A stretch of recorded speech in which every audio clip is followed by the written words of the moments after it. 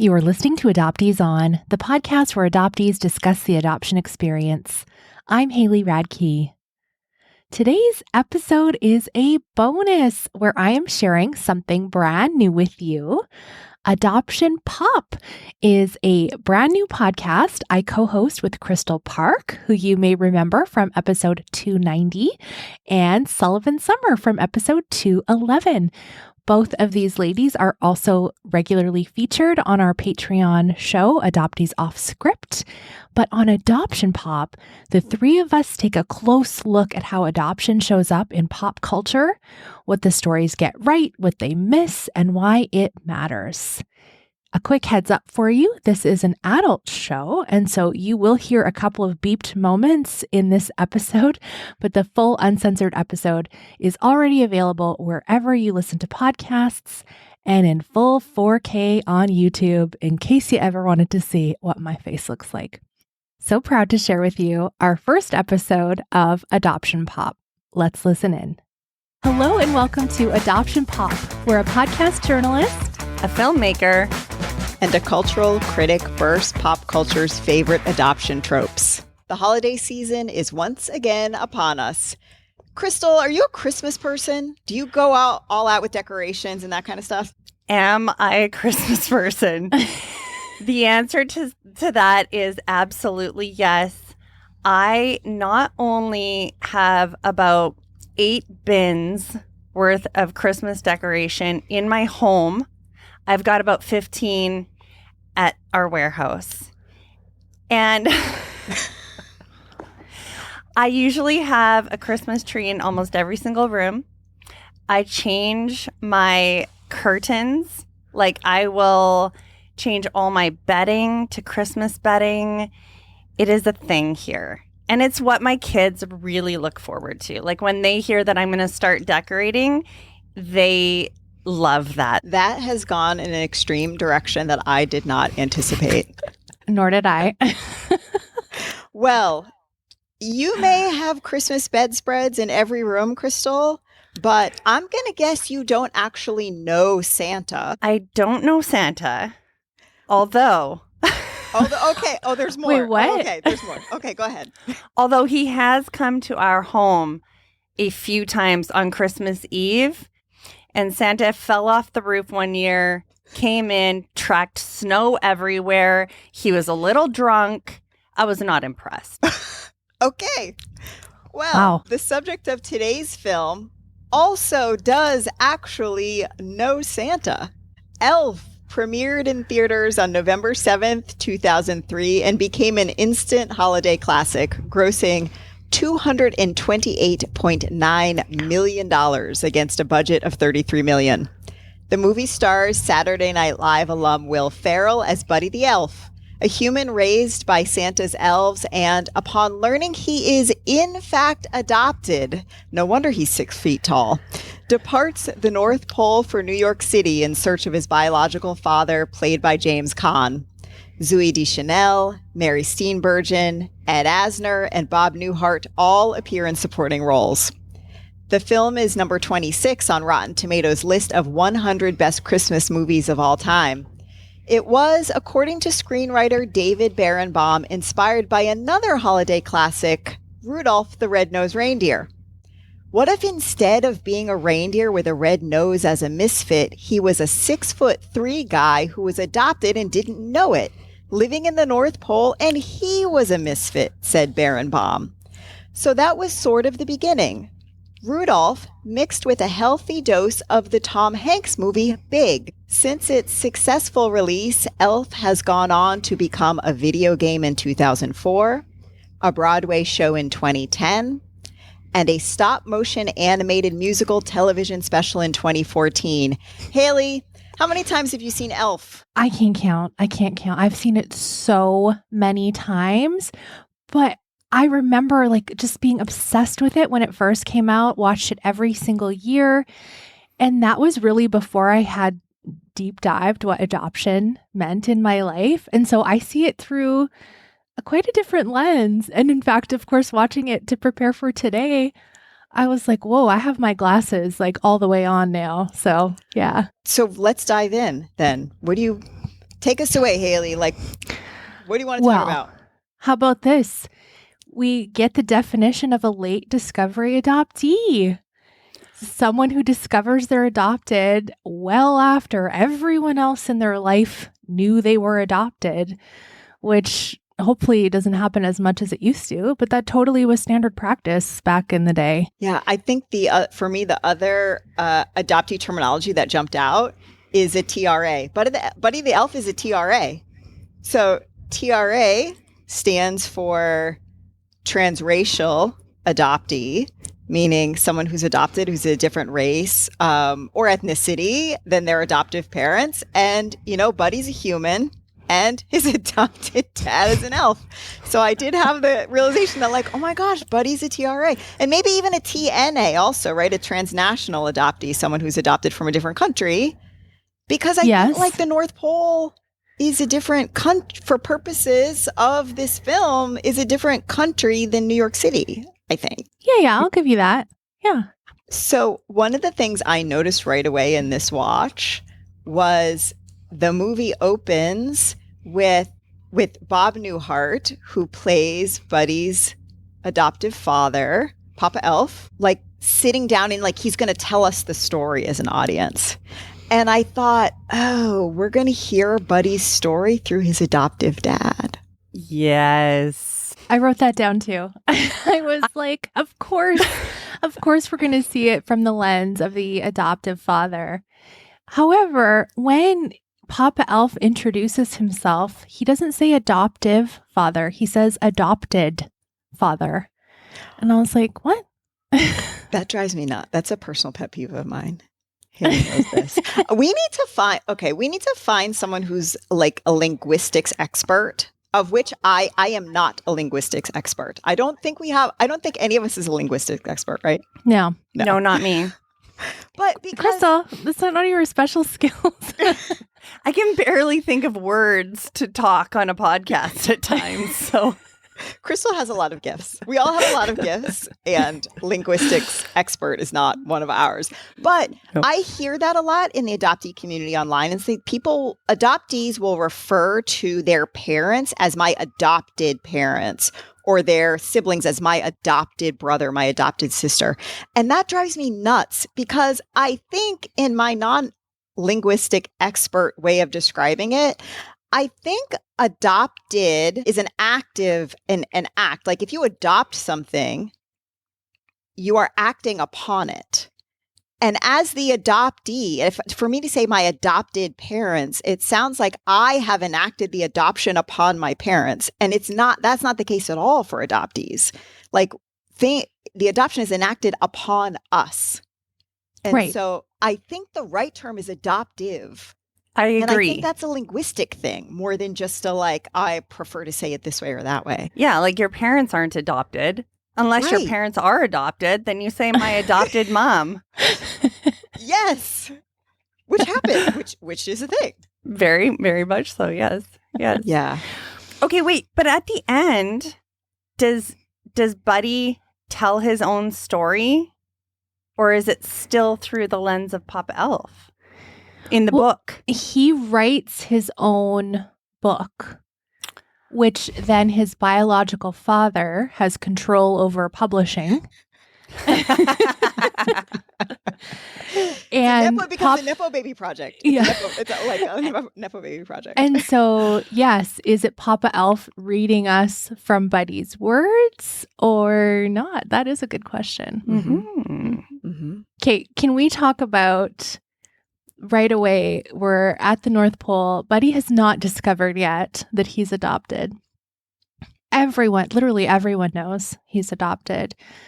And perhaps we should talk about the circumstances to which he became adopted. Yes. Let's do that first before we go to what I was going to say. So Santa's out delivering his presents.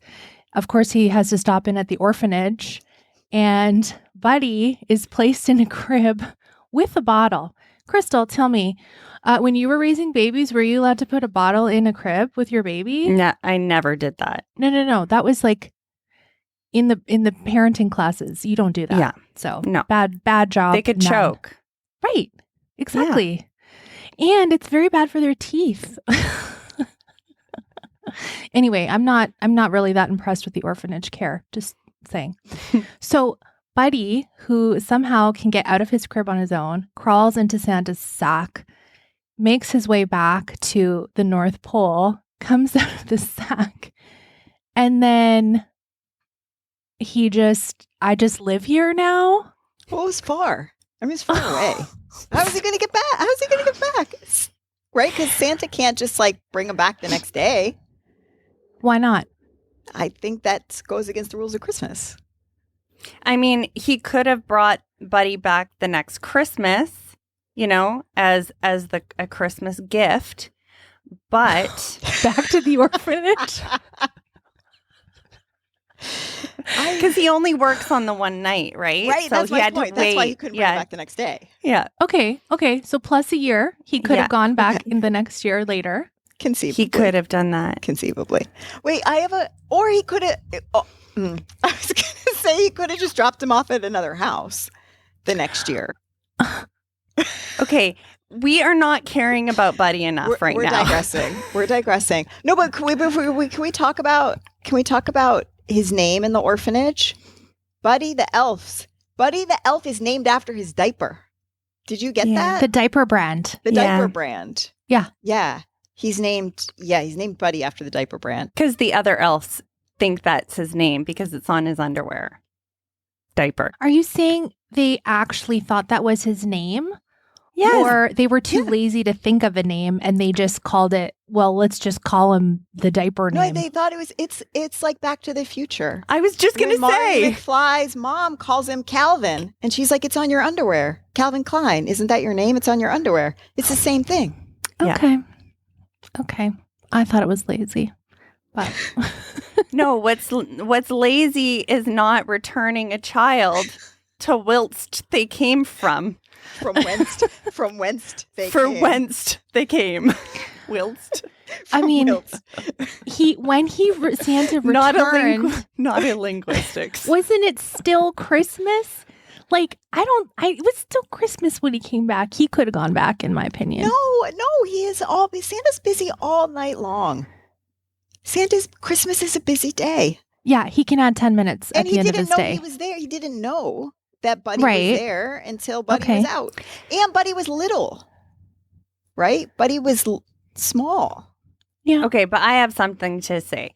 The reason why most people won't care about this is because Buddy is already in an orphanage. He's already been abandoned. Nobody really cares about that kid anyway because he's already in the orphanage. He's an orphan. Maybe the only people that care about him are the nuns, and they're perplexed as to where he's gone. But, the way it's set up is that we don't think about that.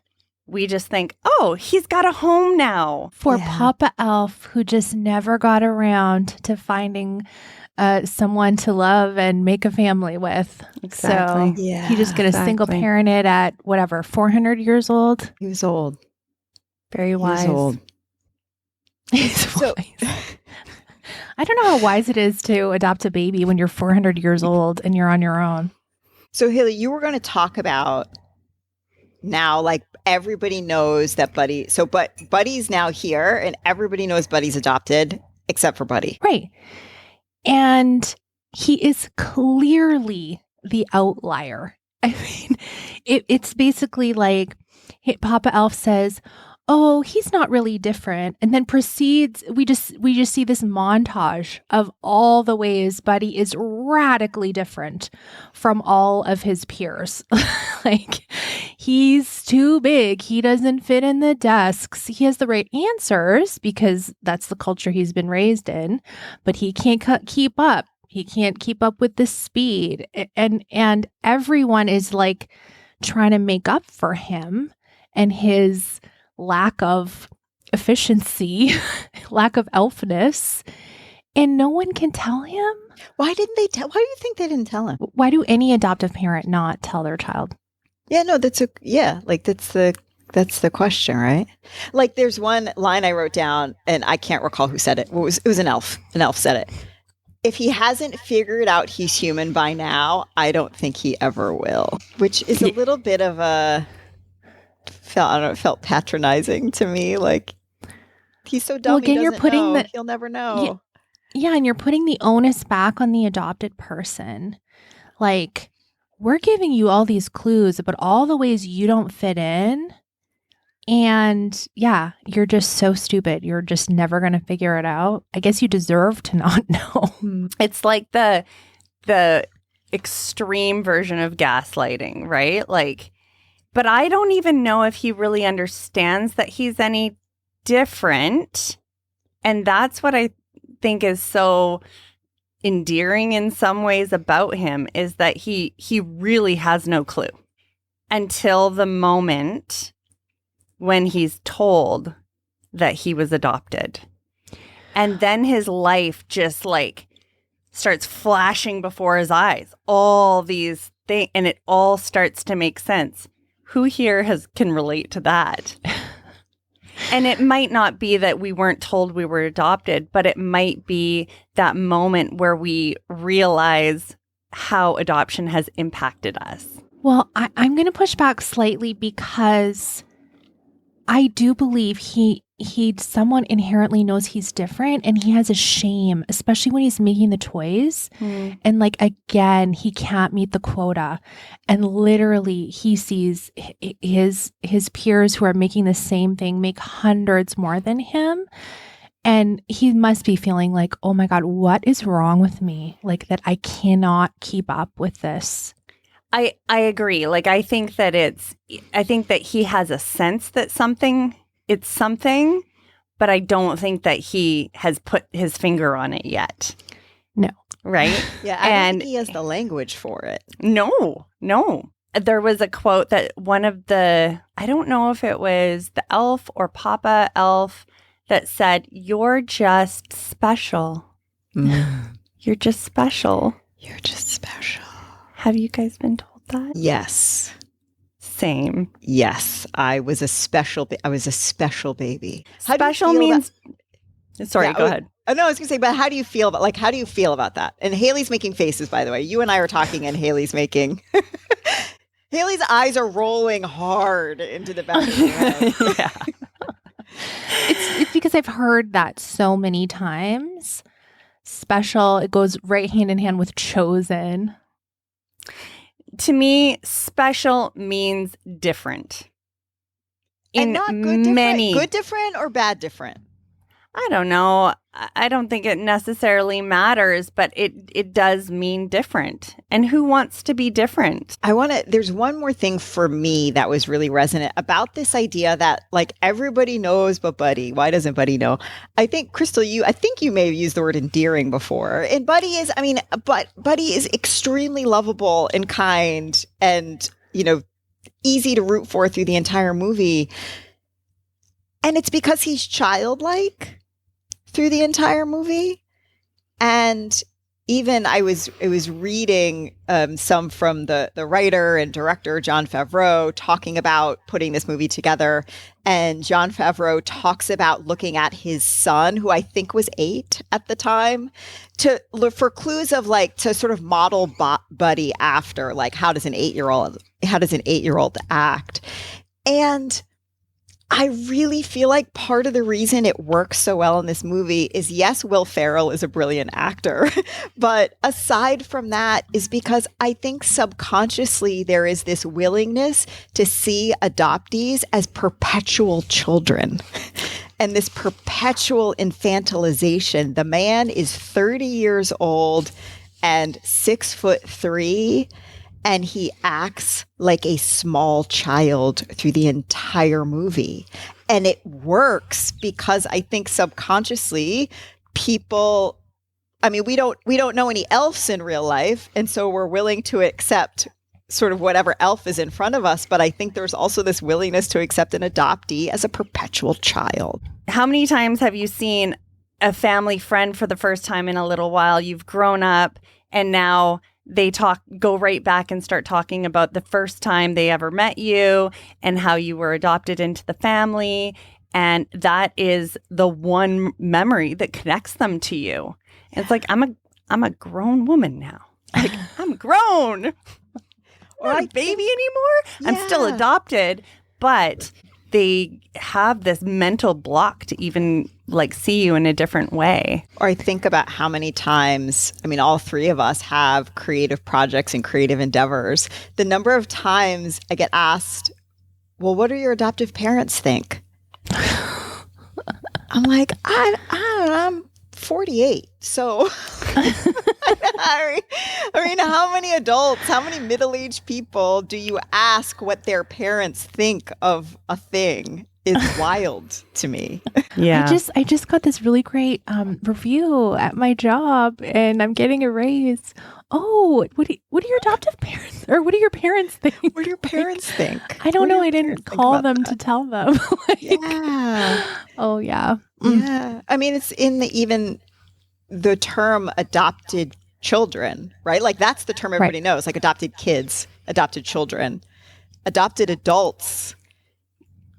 And times I've heard, whether it's myself or other creators, use that term, people get really confused. And they picture someone who's like 25 who gets adopted. It's like, no. Like adopted kids. And then we grow up.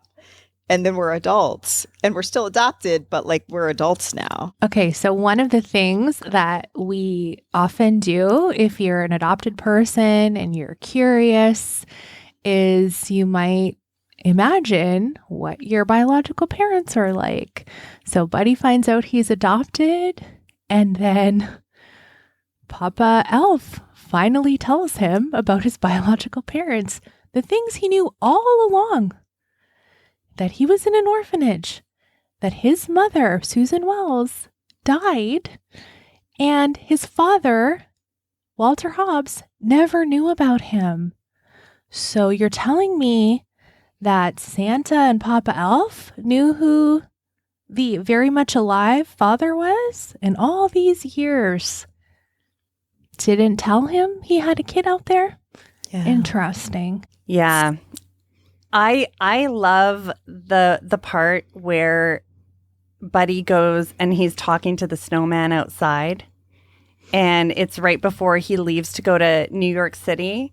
And the snowman says, it's a golden opportunity to find out who you really are. Your real father. Yeah. Your real father is. Leon the snowman also says to him, at least you have a daddy. Because poor Leon just got rolled up. Did either of you have a vision of like who a biological parent was? Like, did you have a biological parent fantasy? The only way I pictured my birth mom in my head was always from the back. Ooh. And she had long, dark brown, straight hair. Okay. Never pictured her face. Couldn't picture her face, but always from the back. There's something probably very psychological to that. Perhaps. I don't think I pictured their faces. I definitely wondered who they were and mostly thought about my mother. And then when I did find my mother, like finding my dad was like not on my radar because I pictured like, sorry, Dad, if you're listening, but I pictured, the deadbeat kind of situation, like, oh, he left her and there's no interest in parenting a child. Like, I didn't think very well of him. And ultimately when I found him, like, he's an amazing dad and we have a great relationship, and it's been, 14 plus years now. And so it was so different from what I pictured in my mind. And that was as a young adult. I was in my early 20s when I had that. I thought my dad was Slash from Guns N' Roses. Because we had the same skin tone, we have the same hair, and growing up really in racial isolation in rural New England, I had never seen anyone who looked like me or who had hair like me. Like, the hair was a really big thing. And even on TV, I mean, there wasn't that much representation on TV anyway, but, even the models for representation, like, I didn't look like Bill Cosby didn't look like he could be my dad. And this is, Cosby era show Bill Cosby when like people wanted Bill Cosby to be their dad, right? Yeah. He didn't look like he could be my dad, but Slash looked like he could be my dad. And so in my head, I tried to figure out some sort of way that would have happened, which, to be really clear, so I don't get us in trouble with some, lawyers out there or what have you, Slash is not my dad. He's not my dad. I've had DNA tests done. Slash is not my dad. How do you feel about that? Disappointed? That's hard. So my paternal family is wonderful and amazing, and I love them very much. And so they wouldn't be my family if Slash was my dad. However, I think it would have been cool if Slash was my dad, because I feel like I would have better stories overall, just like better life stories overall.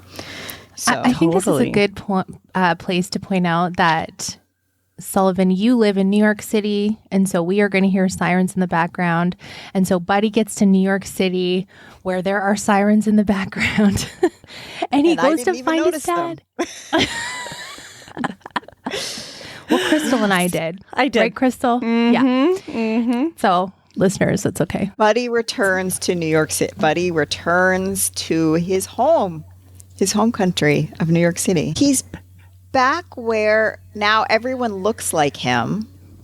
Yeah. And yet he also does not fit in either. I really connected with that piece, was that, he didn't fit in the North Pole because of his size and, for obvious reasons. But then he goes to New York City and he's amongst humans, but he still doesn't really fit in. I relate to that big time. Yeah, I did too, for sure. And he has this line, there's this one line, because of course he goes back to New York, and because he is dressed as an elf, and it is the holiday season in New York City, he finds his way to Gimbel's department store, the large multi-story department store, which has a huge Christmas display because Santa is going to come for the kids. And when he makes his way there, and he's having conversations with the other humans dressed as elves who are working the holiday season, at one point he says, "It was nice to find someone who shares my affinity for elf culture." Yeah. And that line actually really echoed of this idea of elf culture, because for many of us, we were raised, again, in cultural isolation, or raised apart from the cultures that we would have been raised in had we not been adopted. And so like that was one line, but it hit me really deeply when he was like, I appreciate elf culture, because it goes to that question, like, well, what is he culturally? Is he an elf or is he a human? Shall we talk about his going into Walter Hobbs' office? His dad, his real dad. Yes, his real dad. And he's in full costume, and the secretary believes him to be a singing telegram. What would you sing to your biological mother or father if you showed up on their doorstep? Kristal? Haven't seen you in a long time. Do you recognize me at this size? I don't know. I'd be singing jazz, apparently. I don't know. I want to know from fellow adoptees who did a doorstep knock knock on their parents if anyone sang. I don't see it. I don't know. Well, when I did meet my first mother for the first time, we went out to a karaoke bar. We did all sing. What did you sing? I sang Shania Twain. What song? Like, what was probably, the first song? Probably, like, Whose Bed Have Your Boots Been Under? My adoptive mom, like, loved it when I sang Shania Twain, and she was there. Everyone was there, and that's what I sang. And I was 17. I absolutely can identify with this idea of being a performance for whoever you're in front of, and especially a biological parent who has disconnected from you in infancy or childhood, whatever your story might be, for whatever reason. And oh my gosh, like I better put my best foot forward so I don't get rejected again. It was interesting too, because like my adoptive mom, she couldn't sing a note to save her life. Like she had just like, I was embarrassed in church sitting beside her singing the songs because her voice was so bad. Sorry, Mom. But my first mom, she got up and sang as well, and she could sing. Well, in that scene, which is a seminal scene in the movie, it's not just the singing and the performance. It's like you have all these people in the office looking on also, which I don't know if you had that experience as well. Like there's also a voyeurism to it. Like there's us, like adoptees feeling as though we need to perform. But then there's also like this voyeuristic quality that people, again, like they want to look on, they want to hear your story, but they don't want to hear it from a place of like genuine like understanding. They want a spectacle. They want a spectacle of it. They want reunion porn. They want any kind of adoption porn, I feel like. They want spectacle. They want crying, sobbing tears because you love each other, and then they want the rejection also because like that's fun to watch too. Okay, what I really thought was interesting was Buddy's expectation of his father, that they were going to hold hands and they were going to go ice skating and they were going to eat candy and that sugar plums. Sugar plums. And that he just already loved his dad so much. Yes. And did Buddy's dad feel the same way about him? Well, he didn't believe him, even though Buddy tells him in the song, I was adopted, but you didn't know I was born. It's me, your son. Susan Wells had me. I love you. I love you. And all Walter Hobbs thinks is, this person is mentally unstable. What the? And he wants his money. There was a line in there somewhere where he was like, he wants my money. Yeah. Which, again, like I mean, this movie is a comedy and it's a family film and it's heartfelt. But part of the reason that it works is because I think it touches on what people really believe about adoptees coming back, that somebody's just gonna like, poof, here I am, guess what? And maybe they want money or like all of these sort of things that I think do like touch a chord in people as being true, or what they perceive to be true about adopted people. We're a little unstable also, even if we mean well. Yeah, I think our brains are always looking for something that confirms our beliefs, right? And so when people sit down to watch a film and the filmmakers continually confirm what society's beliefs of adoption are, it makes it an easy watch for people, for the general population. Can we talk about Walter Hobbs's family, his wife and son, and that relationship? I don't know. What did you both think? I thought it was one of the things I enjoyed the most in this film, watching it for this time around, was Buddy and his brother and that relationship. I thought was really heartwarming because as welcoming as Walter Hobbs's wife is, Mary Steenburgen, I can't remember her character's name. Emily. It's Emily, and then the son is Michael. Okay. As welcoming as Emily is from moment one, I feel like it's really Michael that helps Buddy. That he doesn't do it at first. He also thinks Buddy's a little wacko, but ultimately welcomes Buddy in as his brother after Buddy proves his worth in in the snowball fight.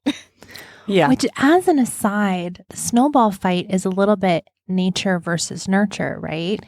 Because he's exceptionally fast at making snowballs for this snowball fight. So that's why Michael is so impressed, right? And he throws them really fast and like he just like kills it in the snowball fight. But like, way to go, buddy. And it made me wonder, oh my God, if an elf was actually doing that, would like they actually kill people with their snowballs? Like, how fast can they throw them? How many would they make? Because we've already talked about Buddy is not up to the same level as elves. So anyway, so Michael's super impressed. Let's go back to the actual the relationship between Michael and Buddy. I think the only elf that would actually kill someone with a snowball fight is an elf from the South Pole.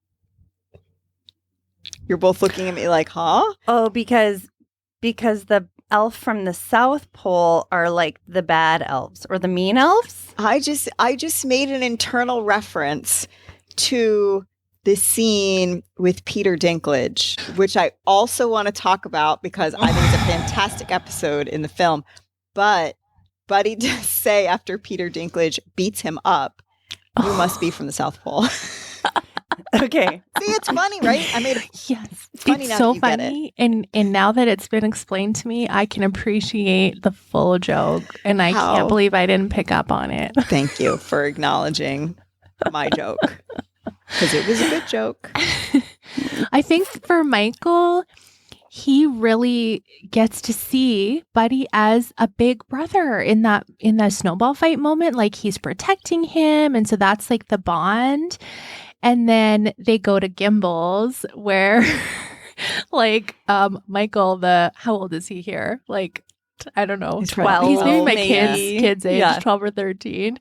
And he's giving Buddy like tips on how to ask a girl out, which, give me a break. I don't think Michael's even talked to girls yet. So anyway, pretty smooth. He's He has. he's a stellar wingman. He is a stellar for Buddy. We started Yes. young in Manhattan.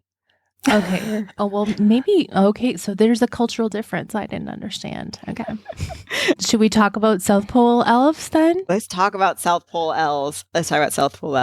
So there is this storyline where Walter Hobbs, Buddy's father, is a publisher and he works in children's publishing. And business is not good. There's issue with the boss. The boss wants a story. The writers aren't writing, all this sort of thing. And so Walter Hobbs is trying to very quickly put a, best-selling children's story together. And so they call in the best children's writer, the hottest children's writer out there, someone named Miles Finch. And Miles Finch arrives, and it is the most amazing actor, Peter Dinklage, who I think we recognize now, but certainly 20 years ago. I mean, I think this was like his second movie or something like that. So I think at the time he was in the movie, like nobody really knew. Mm-hmm. Largely, he was not yet Peter Dinklage of Tyrion Lannister fame and other fame. But Miles Finch shows up, and Peter Dinklage has a form of dwarfism. And so as Miles Finch, then the character is a dwarf, and he's at the table, and Buddy comes in very jubilant from having gone on a date, and he's busting in on this business meeting. Dad, Dad, Dad, Dad. And he sees Miles Finch and he says, "I didn't know you had elves working here." And there proceeds to be, for about 2.5 minutes, a quite funny back and forth between Miles Finch, who's saying, essentially, "Hey, look, who are you calling an elf?" And Buddy, of course, being totally innocent and trying to connect with this human by calling him an elf. Number one, I thought this was such a fascinating scene that maybe could have gone in a different direction, that I actually would have liked to see it go in a different direction, because it's played for laughs, right? Like, we get it. It's funny. Miles Finch then proceeds to get so angry that Buddy won't stop calling him an elf that he beats him up, which leads us to the hilarious line, "He must be an elf from the South Pole," which I just thought was really funny. But where, again, it's this cultural question. Like, Buddy is trying to connect with someone who he perceives to be of the same cultural background that he is, because that's who he was raised with. And this person is saying, like, you and I are not only are you and I not the same, but like, I fully reject you, and you think you're connecting with me. You're insulting me. Stop it. What did you think about this scene? I didn't think that at all. I didn't get that, but as you're saying it to me, I'm like, oh yeah, that makes so much sense. In my own personal experience, I felt it the opposite way. Right? Like, where I've tried to connect with people of the same background as me, and they're kind of like, yeah, so what? Like, we're both Indigenous, like, yeah, so what, kind of thing. But I don't think that they understood that I was so desperate for that connection, you know? So that's a really good observation, Sullivan. I didn't see that. Well, I did a little bit more research on this piece, again, in part because I'm a huge Peter Dinklage fan, and I had thought that I remembered him talking about, as an actor, which roles he would take and which roles he wouldn't take. And I found this interview with him, and he's actually talking about his role as Tyrion Lannister. Tyrion Lannister is a character he played in the Game of Thrones series for many years, won many awards, and Tyrion Lannister is also written as a dwarf as well. And so he's talking to these people about playing a character that is a dwarf also.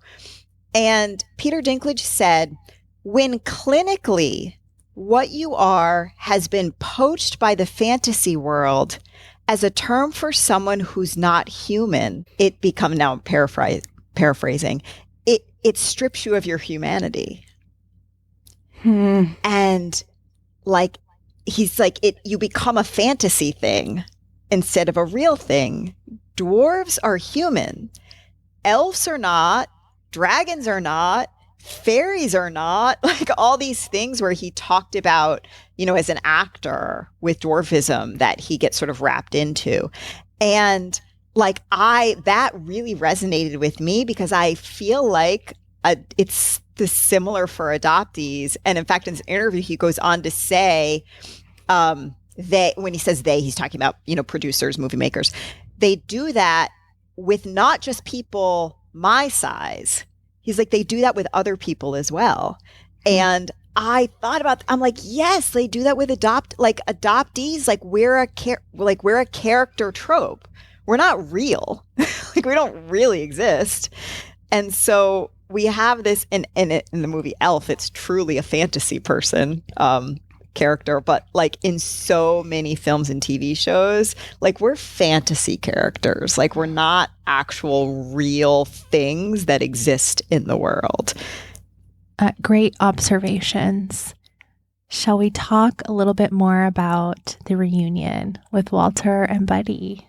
Now, my children find very, very funny now the gift that Walter receives from Buddy, which is sexy lingerie. And when they were really little and watched that movie, I don't think they got it. Anyway, for a very special person, this is what Buddy chooses as his gift for Walter. And this just piles on this vision that Walter has of Buddy, is like, this person is unwell. And so ultimately they do go and do a DNA test with Dr. Jon Favreau. This is his cameo in the film. And he's told, yes, Buddy's your son. And do you guys have thoughts on, that moment? It's like, it's real. And Walter really has to come to terms with, this is my son. And the doctor sort of walks Walter through it. Like, this is what he may need. Mm-hmm. I thought that was really tender. Yeah, I agree. It's a compassionate moment, and I think it's pretty accurate what Dr. John Favreau says to Walter. More so than Walter thinking that Buddy is unwell, I saw that he felt like Buddy was just a nuisance. He was a nuisance by his mere existence. He came into the home and he's trying to do all these wonderful things by just being himself. He builds a rocking horse out of his entertainment unit and dismantles the whole thing. And he decorates the whole house in Christmas. And it's just a complete and utter nuisance to his dad. Mm. Another piece that kind of stood out to me, I was curious as to what you two thought, was when Buddy is asking to be tucked in by his dad. Can you just tuck me in? I promise I'll go to sleep. And so the dad's like, okay, I just want him to go away and be quiet. So he goes and tucks him in. And then Buddy says, I love you.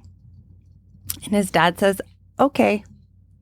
And I thought, I wonder if they cast a mother in that scene. A mother would never just say, okay. I don't know. I felt like that scene and really the whole relationship played into a stereotypical gender dynamic as well. I mean, it's not simply that Walter Hobbs didn't know Buddy existed. It's that Walter Hobbs treats I was about to say his own son. They're both his own son. Mm. See how it gets in there? Mm-hmm. Mm-hmm. Michael, he treats Michael the same way. That there is not a close relationship between Walter and Michael throughout. Walter works all the time. And so from that standpoint, I really felt like this is who they're showing us, that Walter Hobbs is just kind of an absentee father across the board. It's interesting to see how Michael's perception of his dad is. He's like, he's my dad, basically. He's never around. But Buddy's like, our dad's the best, and even within Reunion, how I have perceived my first parents versus how my sibling has perceived our first parent, it's been very different over the years, because the experience is just so different. Even as you parent your children, they say that the reason why your kids have different experiences growing up is because it's a different version of you that's parenting that child.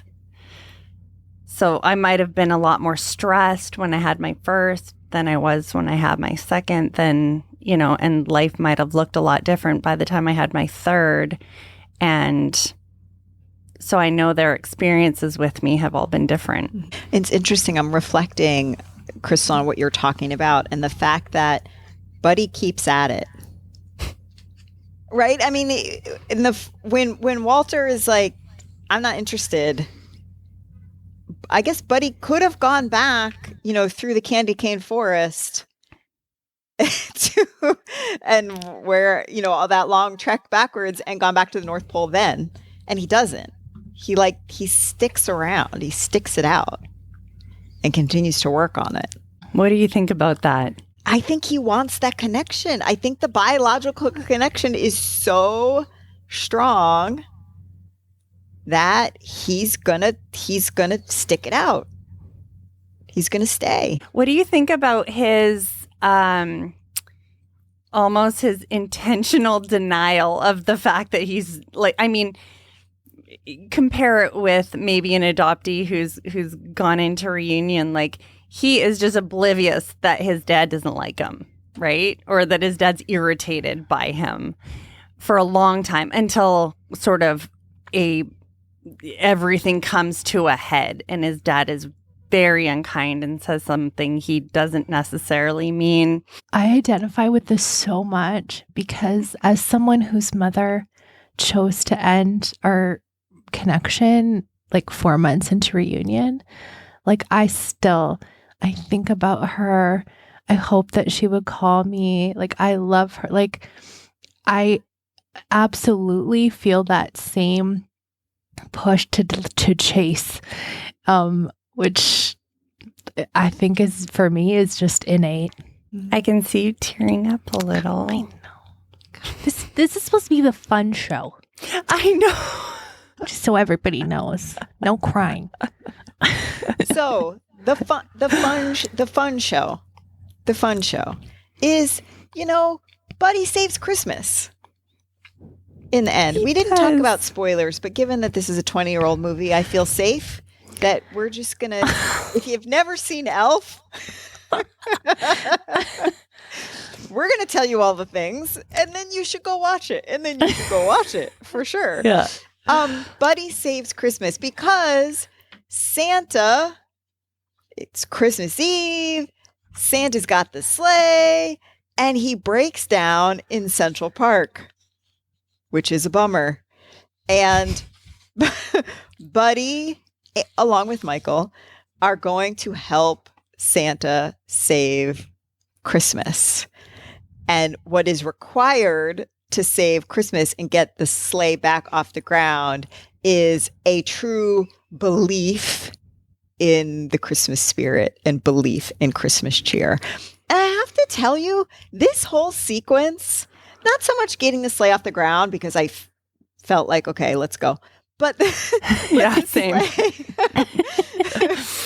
The sleigh sort of working its way off the ground, clipping the trees up, down, like was so much fun to watch. And I found so satisfying. I had forgotten about it, but I was like, it's like the, sort of like the high speed chase kind of scene in the movie.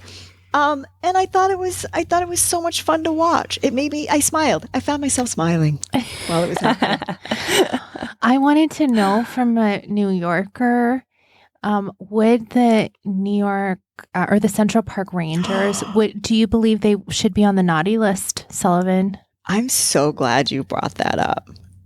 I forgot about that. The Central Park Rangers, which are, it's essentially NYPD. Like, there's no NYPD in the movie, but the Central Park. So first of all, the NYPD patrols Central Park. Like it's one of the precincts. There's a Central Park precinct.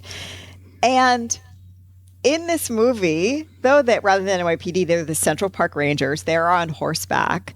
They are every bit of like violent, horrible police, as in like pick your film out there, which I loved and I thought but it was done in this very like cheeky sort of way. It was sort of like if you know kind of thing. Like it felt a little police bashy to me, and I mean that in a way that I really appreciated, not in a bad way. So yeah, like the Central Park Rangers are for sure on the naughty list. Like there's no question that they are bad. Like they're bad, right? They really are. Other than Walter Hobbs himself, I would say the only other and he's not really a villain so much. He's like, you've got to like melt his heart of ice at the end. I think the only villain in this movie are the Central Park Rangers. I'm here for it. Oh, well, I have a different thought, but I can't tell you until our awards. Mm-hmm. I just want to really quickly go back. Buddy says 2 different times, I don't belong here. I don't belong anywhere. And then he says again, I don't belong anywhere. It made me feel so sad for him because he really felt that way. And he just felt like he was completely alone in the world. And I just felt so bad for him. I related to him. I did too. Me too. I think that's why we haven't really talked about Jovi, but his love interest. Yes. That's why at the end, like, that's so extra satisfying when he finds his person and she can be into elf stuff too. And she's a little quirky too and appreciates these things about him. And he really, it seems like, wonderfully integrates both his human side and his hob side with Papa Elf. And like, we have this very happy ending, and he has his own child and his own biological connection. And it's like, it is this dream happy ending with a bow for me. Can I ask Kristal, as someone who has been to New York City as the holidays approach, I thought of you when Buddy and Jovi go to see the Rockefeller Center Christmas tree, because you also have a story about seeing the Rockefeller Center Christmas tree. Yes. So I saw that a friend of mine who lives in New York had posted that the Christmas tree had arrived. It'd been cut down, it'd been transported, it had arrived. And we were at your at the bar after your book launch at the pub, and I was like, "You guys, the tree is here. Can we go? Can we go, please?" And I think it was like 11 or 11:30 at night. Like, it was late. Yeah. And so Haley and our friend Chris Williams, we get in a Uber and we go down there, and I'm just like, I knew it wasn't going to be decorated, but I just wanted to see it.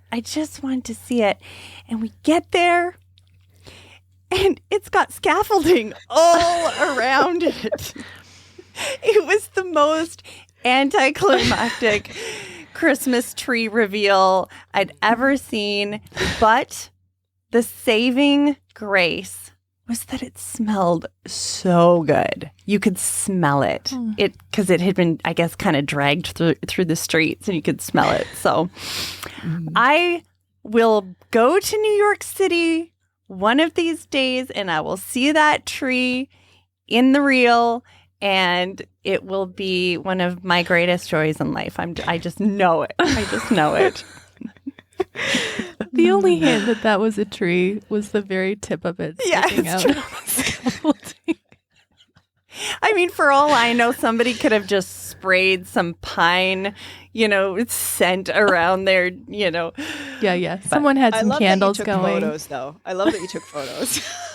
I did. I appreciated the photo of it. It was a good memory. It was a good memory. The other little New York memory I have that's connected to Elf is being in the elevator when people are trying to get it to stop at every floor. So we have the opposite, where Buddy's in the elevator. He presses all the buttons because he looks pretty and he's with one other person. But Kristal and I were shoved in an elevator beyond the maximum capacity of persons, Oz printed on the safety sticker that I was staring at the whole time. And it stopped at every floor, and people wanted to get on. This is in our hotel. People wanted to get on, and we're like, we're full. And then we would go down to the next floor. We're full. And then we go down. It was so annoying. And all I could picture was like, oh my God, that poor man. He had to stop at every floor in that elevator. After Buddy got off. Yeah. He had the rest of the way. I don't know, 50 more floors to go. Jeez. All right, friends. Do we have any more to say on this movie? I do have one more thing to say. Great location for the film, New York City, because it is magical at that time of year. But it wasn't actually filmed in New York City. What? It wasn't? I don't think so. I think it was filmed in Vancouver. Oh. Haley, can you do a quick Google on that? I'm almost positive because I remember watching it years ago and being like, oh, I recognize that. And because it's cheaper to film. Well, yeah, there's a lot that's filmed in Canada. I asked Google and it said Elf was primarily filmed in Vancouver and also in New York. Okay. So most of the interior scenes were shot at sound stages in Vancouver, but some of the real life New York locations used exterior. Saying is they were not Central Park Rangers. They were Mounties. Oh, no, I don't think that's what I'm saying. No, not at all. That's funny. All right. Okay. I'm only allowed to give one award out. Okay. But this is an honorable mention we're going to start with. Okay. The honorable mention for the barely competent cameo is going to Dr. Jon Favreau. So this award it's because he's a bystander. He's not actually a member of the adoption constellation, but he does have a basic understanding of adoption. The things that he tells Walter, factually accurate. Buddy's your son. He's confirming that for him. We talked earlier, he's got this compassionate tone. He says he's probably reverting to a state of childlike dependency. And truly, that sometimes happens to us in reunion. For folks that are like, what is he talking about? We see Buddy have those moments where, like, this is a little bit hard to parse out. Like, what's elf culture and what is this reversion to being childlike? Like the tuck me in, can we hold hands, that clinginess, all of those things. I think that's pretty accurate. So way to go, Dr. Jon Favreau, for those moments. I thought that was pretty competent. I'm so pleased to present the first ever Georgia Tan Memorial Award. Are you new to Georgia Tan? Perhaps some of you might be new to Georgia Tan. She was a real life villain. And you can read more about her in The Baby Thief, or there's an episode of Criminal called Baby Snatcher. It's episode 110. And Georgia Tan stole and sold infants to the wealthy, powerful, and famous. And she's credited with glamorizing and popularizing the modern day adoption industry.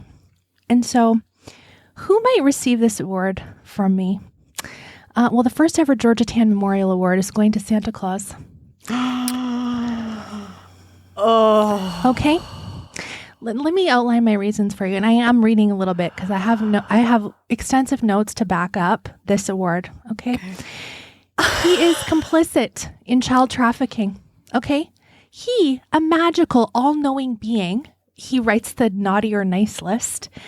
He declines to tell Walter Hobbs that he has a baby, perhaps in fear that Walter or his family might claim Buddy and parent them, which family preservation, that would be great. Love it if Buddy could grow up with some genetic relatives. Santa does not return to the orphanage to tell them Buddy is safe. Now, we had some debate about whether or not that was possible, but okay, add 1 year, he could still do that.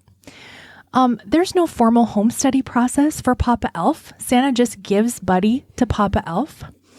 Santa keeps this secret. And even to the point where Buddy already knows his elf. Santa knows he's off. He's met his dad. Santa's in a crisis where his sleigh doesn't work because of this lack of Christmas spirit.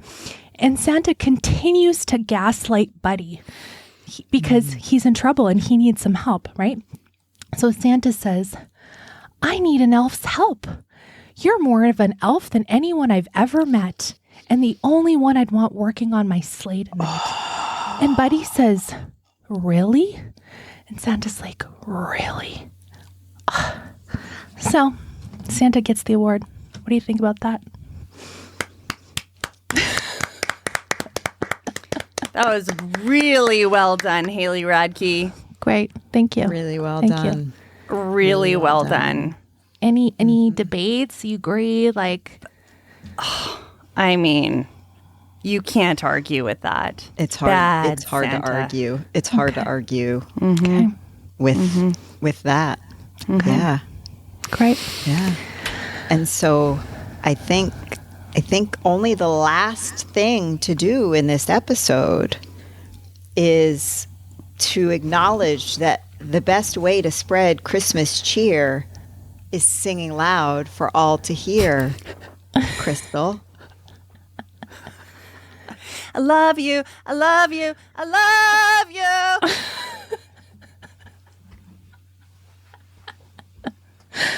Well, with that said, now that we all know Santa Claus is also a villain in this movie, Adoption Pop is podcast journalist Haley Radke, Filmmaker Kristal Parke, and cultural critic Sullivan Summer.